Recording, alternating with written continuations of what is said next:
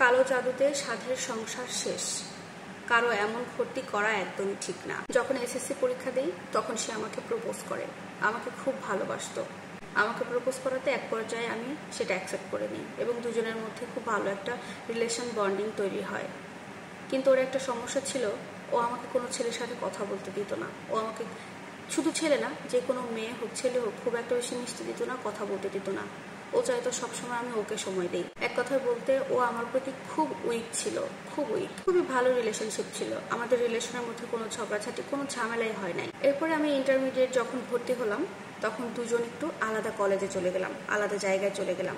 সেখানে যাওয়ার পরে আমার যে বয়ফ্রেন্ড সে আমাকে বারবার বলতে থাকে তুমি ওখান থেকে এখানে শিফট করে ফেলো। ও নওগাঁতে আছে, আমি বগুড়াতে ভর্তি হই। তো সেই ক্ষেত্রে বগুড়া থেকেও আমাকে বারবার নওগাঁতে চলে আসতে বলে, শিফট করতে বলে। তো ওর কথা আমি ফেলতে পারি না, বাবা মাকে বলে বুঝিয়ে সুঝিয়ে বগুড়া থেকে শিফট হয়ে আমি ও যে কলেজে বলে সেই কলেজে আমি শিফট হয়ে যাই নওগাঁতে। তো মূলত ও আসলে আমাকে বিয়ে করার উদ্দেশ্যে আমার সাথে রিলেশনে এসেছিল। সেই জন্য সে আমাকে বুঝিয়ে বলল যদি আমি এত বেশি পড়াশোনা করি সেক্ষেত্রে ওর বাড়িতে হয়তো বা নাও মানতে পারে, কারণ ওর বাড়িতে কোনো বউকে দিয়ে জব টপ করাবে না। আর আমি যদি বেশি পড়াশোনা করে যাই সেই ক্ষেত্রে আমি জব করতে চাইতে পারি, একটা ঝামেলার সৃষ্টি হতে পারে। তাই সে আমাকে বুঝিয়েই বলে যে তোমার ইন্টার পর্যন্ত পড়া থাকে, এরপরে আর পড়তে হবে না, কারণ যেহেতু আমি তোমাকে বিয়ে করব আর আমিও চাকরি করাবো না, আমার ফ্যামিলিও চাকরি করাতে দিবে না, সেই ক্ষেত্রে আর না পড়াটাই মনে হয় ভালো। ও আসলে চায় একটা সংসারী বউ, বাচ্চা কাচ্চা নিয়ে সংসারে থাকবে, ও বাইরে ইনকাম করবে, এরকম কিছু।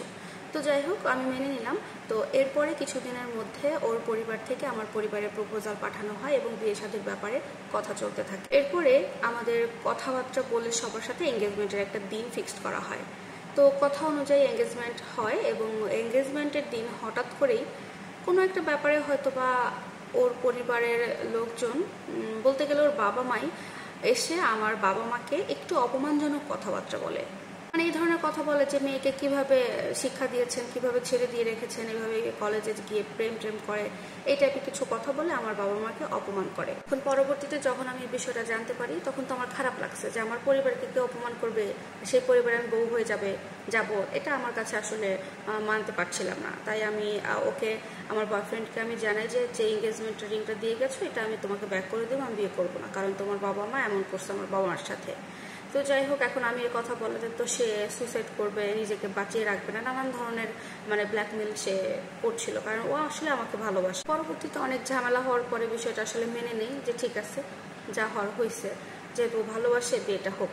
তো পরবর্তীতে বিয়ের দিনও ফিক্সড হয়, বিয়েটা হয়। তবে বিয়ের দিনেও অনেক ঝামেলা হয়, বিভিন্ন নিয়ম কানুনের জন্য অনেক ঝামেলা তৈরি হয়। সমস্ত ঝামেলাঝাটি পেরিয়ে বিয়েটা কোনো রকমে হয়ে যায়। আমার হাজব্যান্ড আর আমি বেশ খুশি, ভালোবাসার মানুষ দুজনকে পেয়ে গেলাম। খুবই ভালোই সংসার জীবন করছিল। আমার শাশুড়ি একটু ঝামেলা করলেও আমার হাজব্যান্ড এটাকে কোনো পাত্তা দিত না, তাকে সবসময় বুঝিয়ে রাখতো, আমাকেও বুঝিয়ে রাখতো। আমাদের শ্বশুর শাশুড়ি বা বৌমা বলেন আমি, আমাদের মধ্যেও কখনো কোনো কথা কাটাকাটি বা খারাপ ব্যবহার আমি বুঝতে পারিনি। বিয়ের আগে যা অপমান করেছিল সেটা সেখানেই শেষে, পরবর্তীতে খারাপ কিছু বুঝতে পারিনি। কিন্তু 5 মাস খুব ভালো যায় বিয়ের। 5 মাস যাওয়ার পরে আমার হাজব্যান্ডের মধ্যে না হঠাৎ করে একটা পরিবর্তন চলে আসে, যেটা আমি খুব শকড হয়ে যাই। সে হঠাৎ করেই আমার কাছে আর বিছানায় শুতে চায় না, আমাকে বলে যে তুমি একটু দূরে শোও, আমার শরীর একটু অস্বস্তি লাগছে, আমি পরে শুচ্ছি। এই ধরনের কথা বলে সে আমার কাছে আর আসে না। এবং পরবর্তীতে দেখা যায় যদি তার সাথে আমি প্লেটে খেতে বসি, এক টেবিলে খেতে বসি, সে আমাকে রেখে উঠে চলে যায়। খারাপ ব্যবহার করছে না, বাট আমার কাছ থেকে দূরত্ব বজায় রাখছে। আবার যদি ফোনে কথা বলি কেমন যেন চিনতে পারে না, কে বলছো, কেন ফোন করেছো, নানান ধরনের কথা বলে। স্বাভাবিক যে একটা কথা, স্বাভাবিক কথা কিন্তু বোঝা যায়, কিন্তু অস্বাভাবিক ব্যাপারটাও আপনি বুঝতে পারবেন। আমার ক্ষেত্রে ঠিক সেটাই হয়েছে। ওর অস্বাভাবিক আচরণ আমার কাছে খুব শক লাগছিল।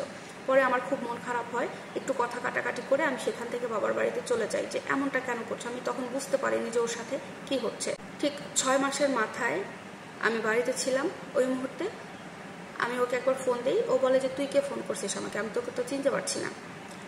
আমি ভাবছি হয়তো আমার সাথে রাগারাগি করেছে, এই জন্য ফাজলামি করছে। আমিও বলেছি ঠিক আছে, আমিও তোকে চিনি না, এভাবে ফোন রেখে দিয়েছি। এখন ঠিক 3 দিন পরে আমার কাছে চিঠি আসে, সেখানে ছিল ডিভোর্সের পেপার এবং একটা লিগেল নোটিশ।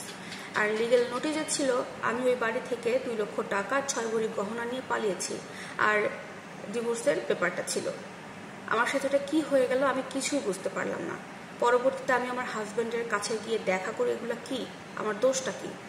সে আমাকে চিনতেই পারে না, নানান ধরনের একটা অস্বাভাবিক আচরণ তার মধ্যে। আসলে কোথা থেকে কি ডিভোর্সটা কেমনে কি হয়ে গেল আমি আমার জীবনের কিছুই বুঝতে পারলাম না। আমার ডিভোর্সের ঠিক 8 মাস পরে আমি জানতে পারি আমার হাজবেন্ডকে কালো জাদু করেছিল আমার নিজের শাশুড়ি, আমার বরের নিজের মা, শুধুমাত্র আমাকে বিদায় করার জন্য।